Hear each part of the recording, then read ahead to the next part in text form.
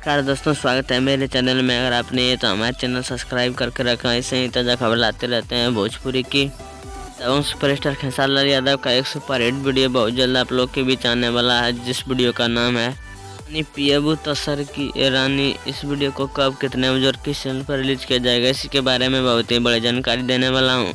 आप लोग वीडियो को अंत तक बने रहे हैं। लोग मेरे चैनल पर नए हैं तो हमारे चैनल सब्सक्राइब करके रखें, क्योंकि मेरे चैनल पर भोजपुरी का सबसे पहले खबर मिलता है। यहाँ रब गए लेना, इसी फिल्म का वो वीडियो सॉन्ग होने वाला है। इस फिल्म के बारे में जान लेते हैं। इस फिल्म के स्टार कास्ट में खेसारी लाल यादव, काजल राघवानी और सुबीर शर्मा होंगे।